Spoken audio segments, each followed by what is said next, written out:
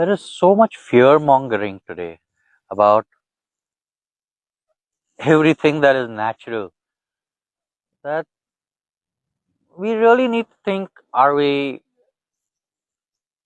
in a glass box or are we truly a part of nature?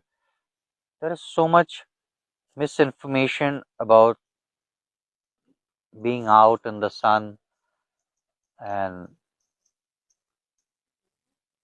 bathing in the rays of the sun. And just because certain companies wish to earn, they pay certain people to speak about how harmful the sun is and how we need to slaughter our skin with sunscreen and lotions and moisturizers and all that.